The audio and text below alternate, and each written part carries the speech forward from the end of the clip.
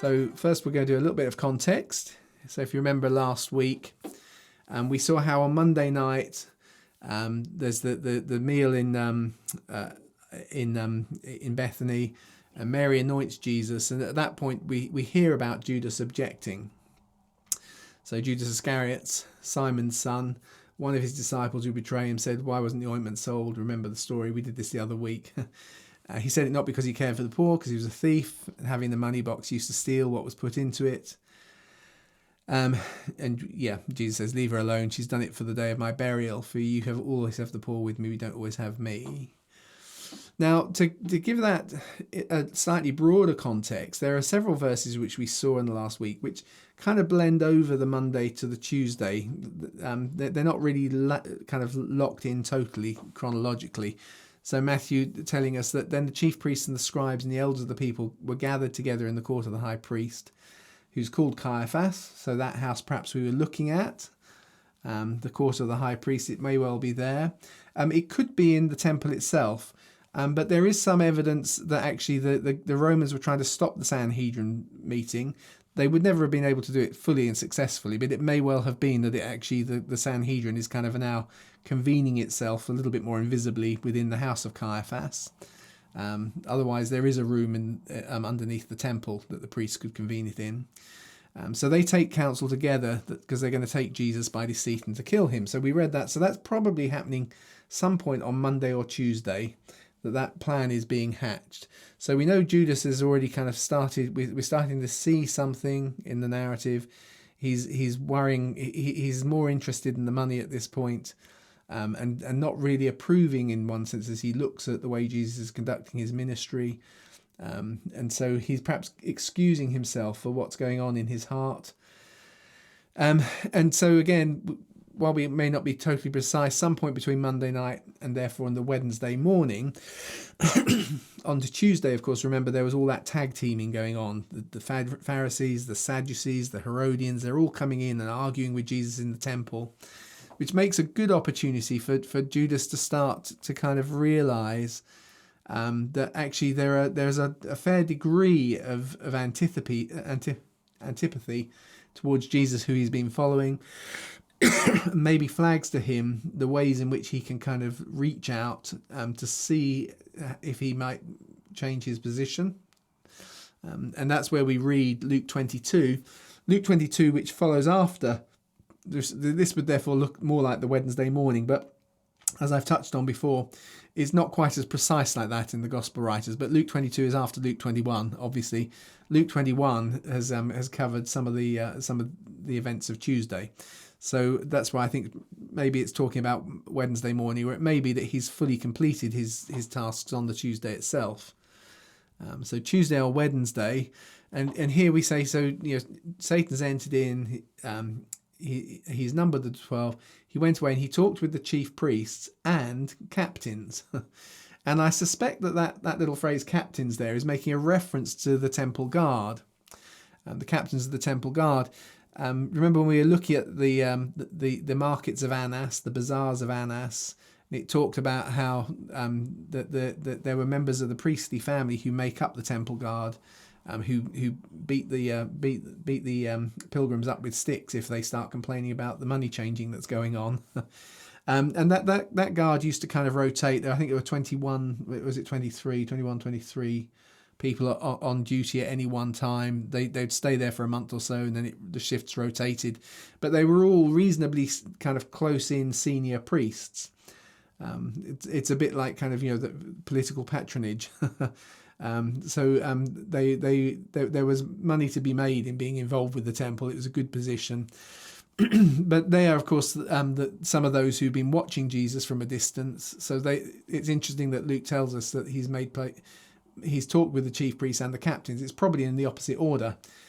Probably it's easier for Judas to kind of identify one of the temple guards, talking through them, finds his way back to get his audience with the priestly caste, and construct some sort of idea as to how they might find Jesus when he has not got the protection of the crowds.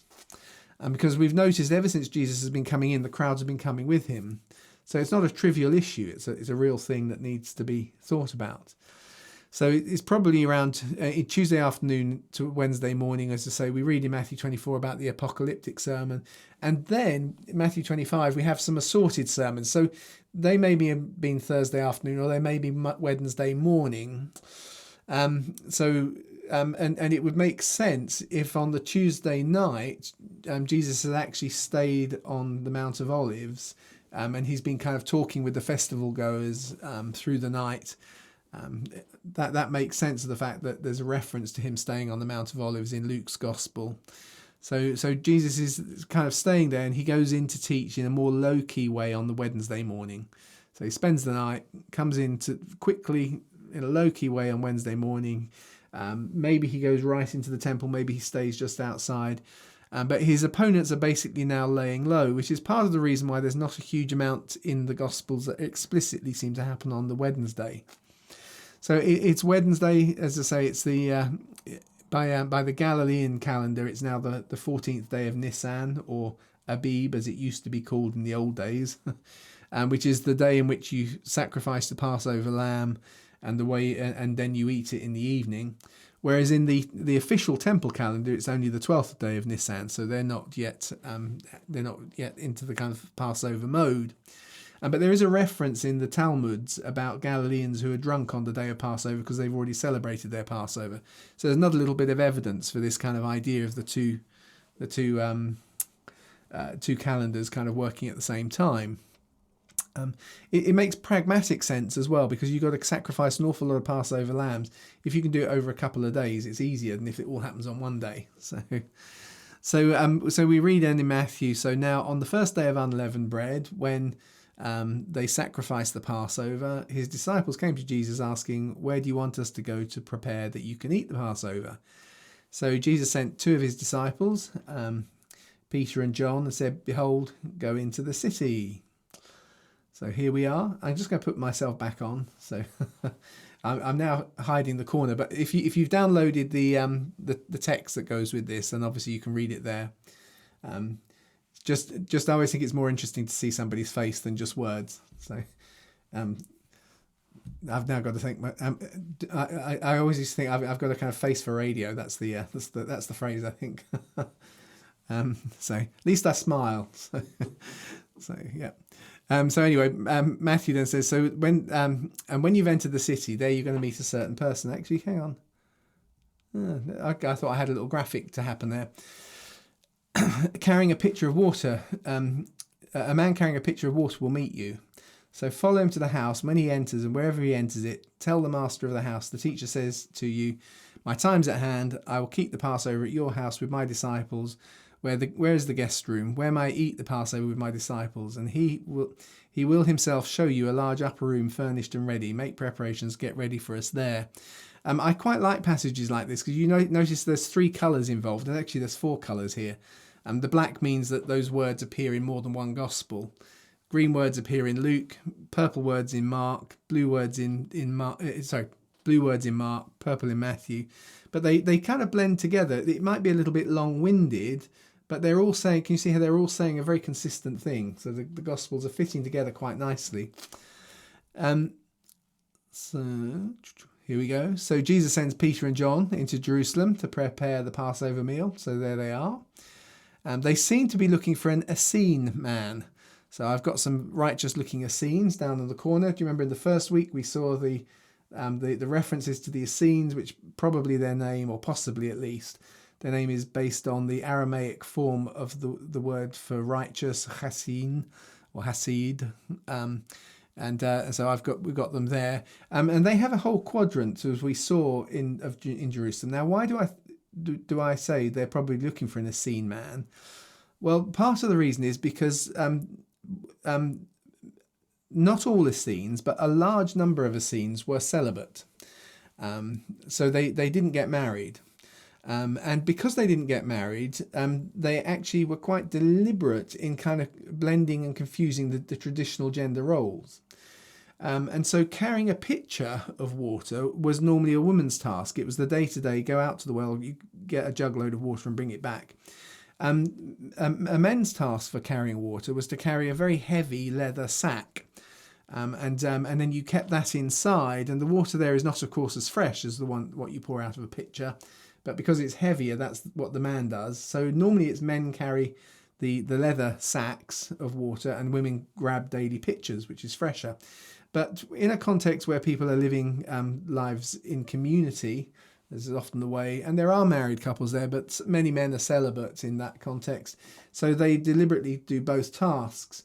So it would be a bit like, say, if you heard someone gives you a message to go to a place and stand on Paddington Station and look for a guy wearing a skirt, and you wouldn't be surprised if he's a Scotsman wearing a kilt, because it's Scottish men who tend to wear skirts, if we put it that way.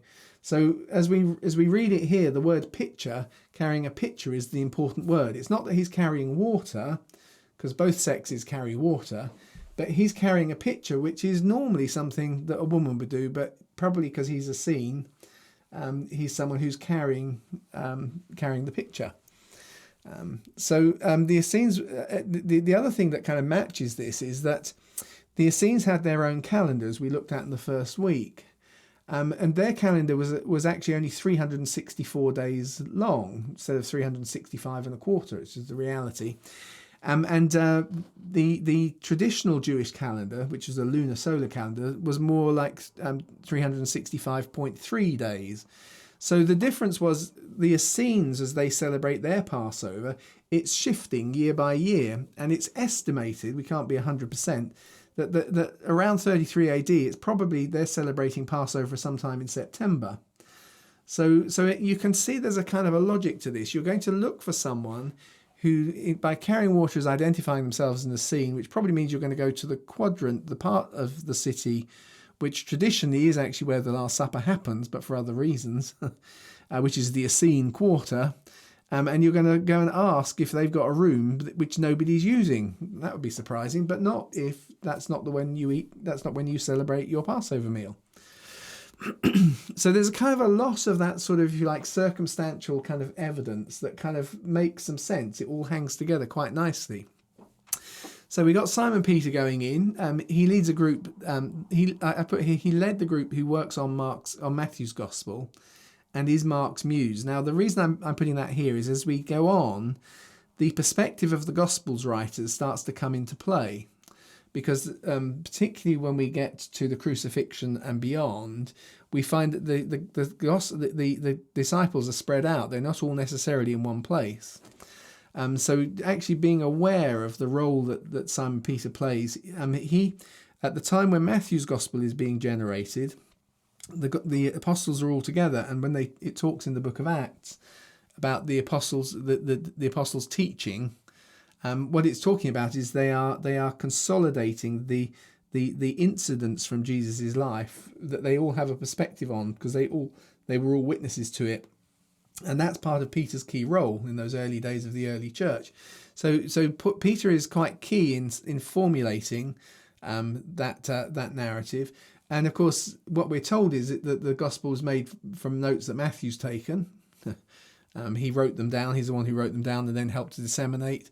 So he's probably, and of course his training as a tax collector is all about report writing. It's not just grabbing the money. He's keeping the accounts, and he has to write reports on those things. So he's a detailed note taker and report writer. But Peter is the person who's chairing that work.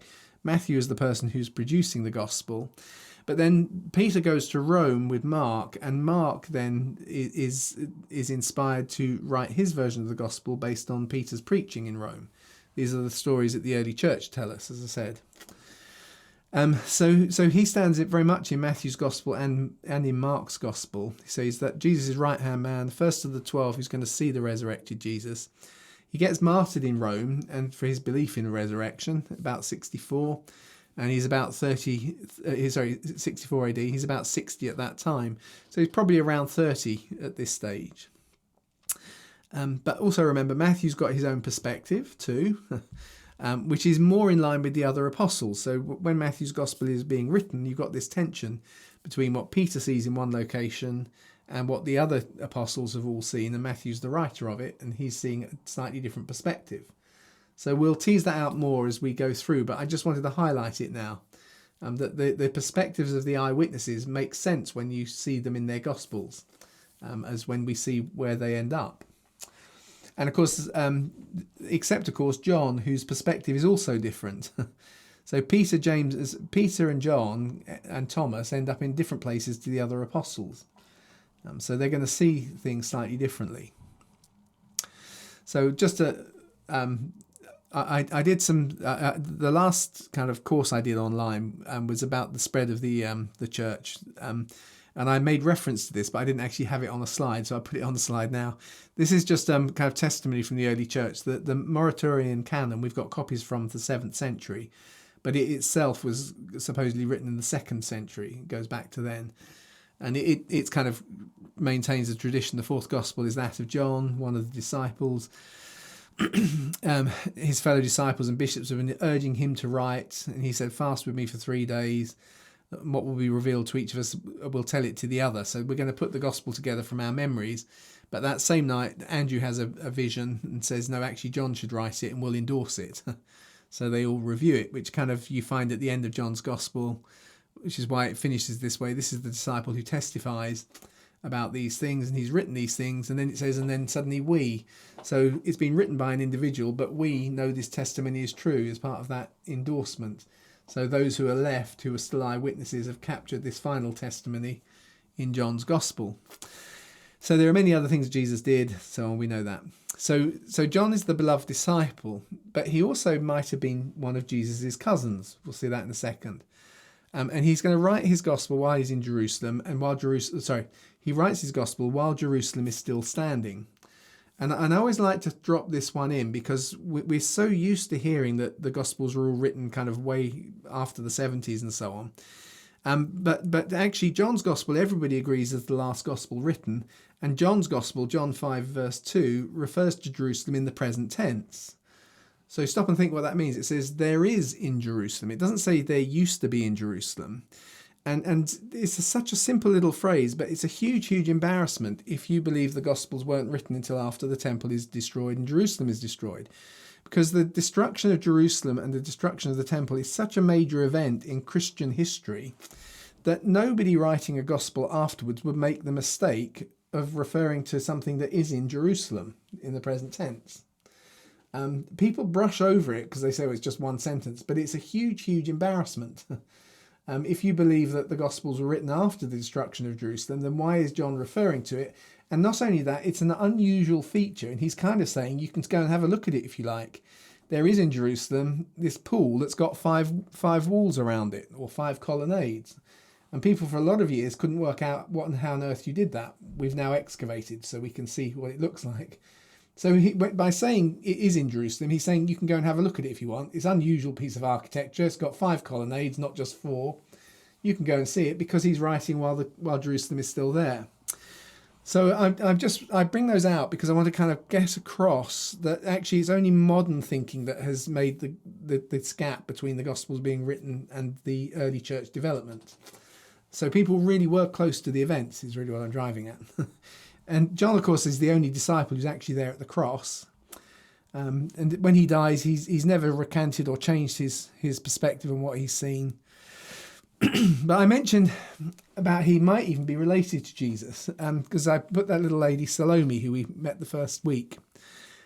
She seems to be John's mother, possibly Jesus' sister or possibly Jesus' cousin. So because you're not likely to see this elsewhere, I'll put them up now. Salome is a really significant figure in early Christian writings.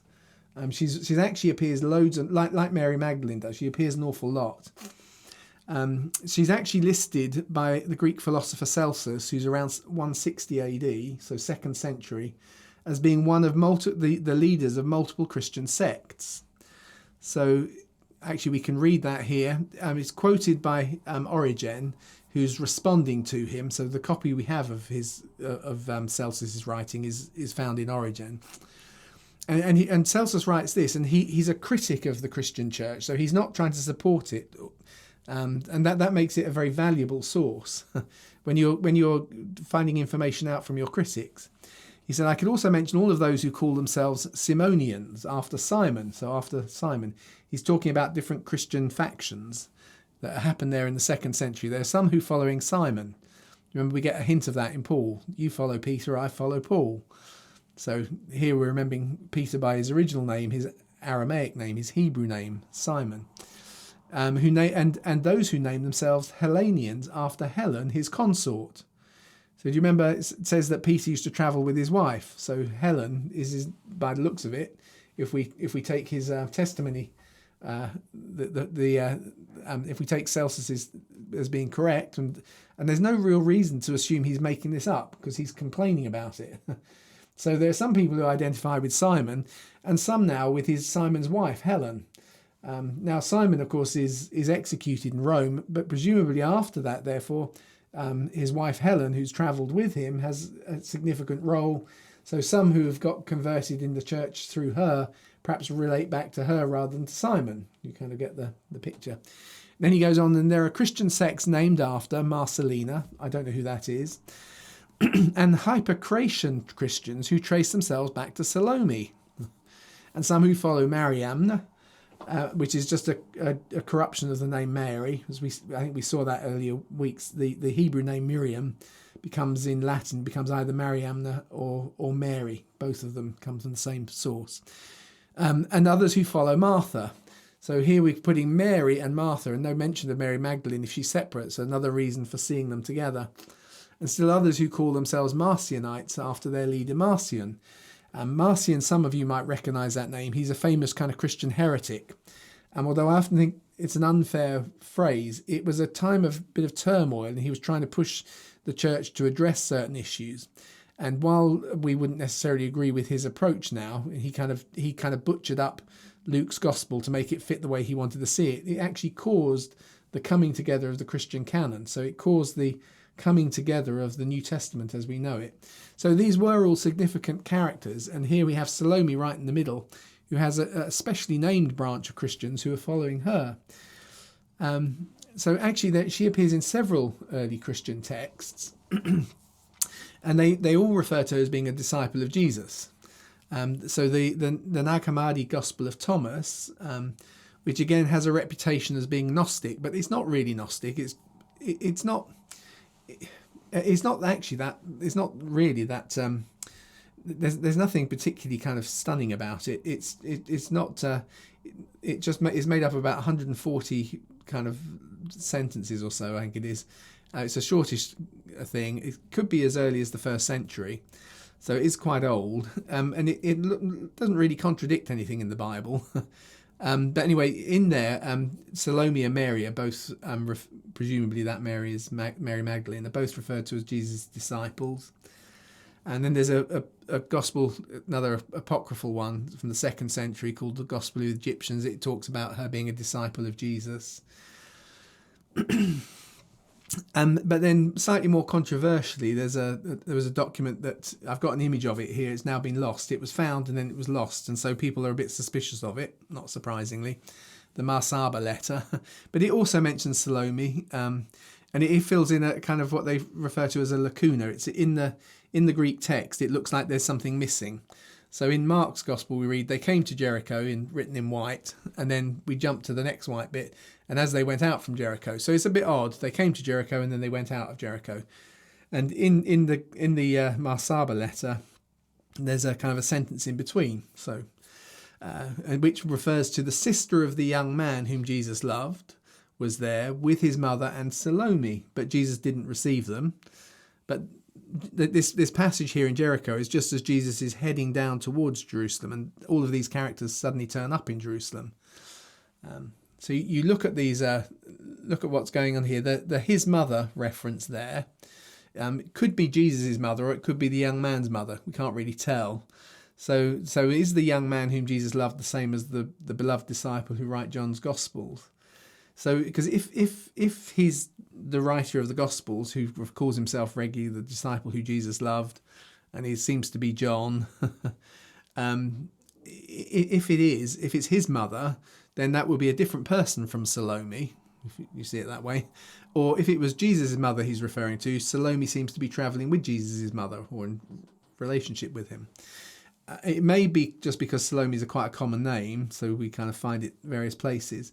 But as you kind of sum them all up, what you actually find is there do seem to be some sort of family connection between Salome and Jesus. So if I introduce it to you from the Gospels, you'll see it in the Gospels, and then you see when you find these other references, it kind of, oh, okay, that sort of makes sense, because it's not totally alien to what the Gospels tell us.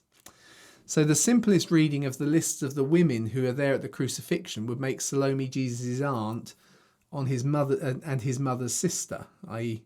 Mary, the mother of Jesus, is the sister of Salome. This would be the most obvious way of reading it. And she's also the mother of James and John. So I'll show you what I mean. So in Mark 15, we read about who's at the cross. And so we read that there's Mary Magdalene, Mary the mother of James and Joseph, and Salome. There's the name Salome.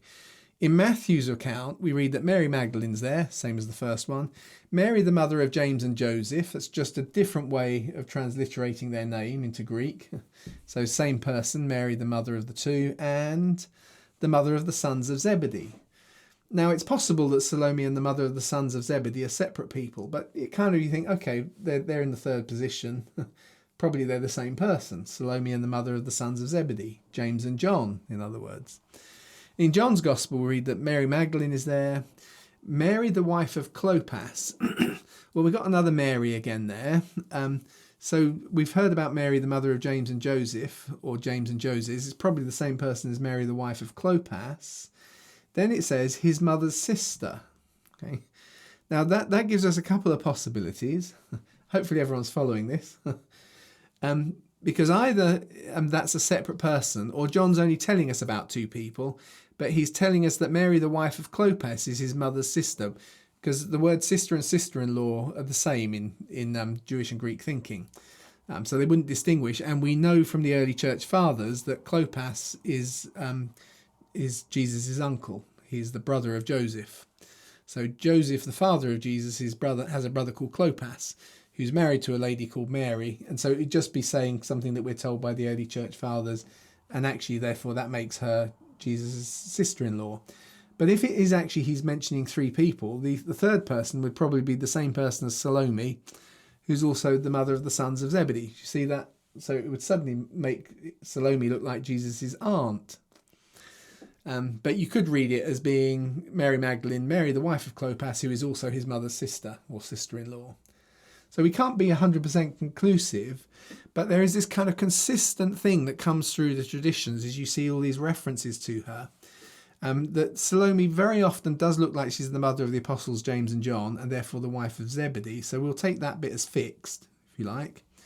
The bit that's which is also quite consistent, is she seems to be related. But if you put all of the different references together, sometimes she seems to be Jesus' aunt, like we saw in the Bible. But she's also, the Orthodox tradition tells us that she's Jesus' sister, one of the unnamed sisters. Which could make sense. That would make sense. And another says that actually she's Mary Clopas, who we saw, who is there. She's actually the daughter. But all of them, again, as I say, what consistently comes through is that Salome is also one of the key kind of women disciples of Jesus, alongside Mary Magdalene, Martha, and some of the others. And to the extent that actually a critic of the Christian church sees a whole chunk of the church as relating to her apostleship or her kind of foundational inspiration. And in fact, the oldest Christian grotto in Israel, I'm never quite sure how it works with Peter's house, but I saw it referred to. It's in a BBC documentary, so I can't find the exact reference to it. But they made the claim that the oldest Christian grotto that's ever been excavated properly in Israel is actually dedicated to Holy Salome. Holy Salome sounds like something from a 1966 version of Batman, but but actually it kind of highlights the significance of the character. Because it's just interesting how often characters walk through the Bible, but some of the people who just walk through, we have more on kind of from a historical point of view than we realise. So she's got a kind of significant role. So we're going to find her lodging. She's actually one of those. She may well be lodging exactly the same place that John is. As we put the story together next week, or the week after, is it? I can't remember which one it is. We're going to see this toing and froing between the house that John's staying at. So it may be the same place. So we kind of got this group that's living down in probably in the Tarapoean valley, the kind of the rift that runs through the middle of Jerusalem. Jesus' mother is there. Salome is there, who might be his sister anyway. It might be his cousin, different level. It might be it might be a niece, is it? Niece, cousin. Well, I just can't remember the list I've just put up. There's the other Mary who's married to Clopas, who's also there. There's at least one of her other children, Simon, who's as well as James, who seems to be the other apostle James. They're all probably staying, those families, in that Jerusalem area. So there are probably at least 2 houses in that kind of region. I put them on there. One of which is perhaps this fishing business, which church tradition tells us was how come John knows the house of the high priest. How come they're trading with the house of the high priest?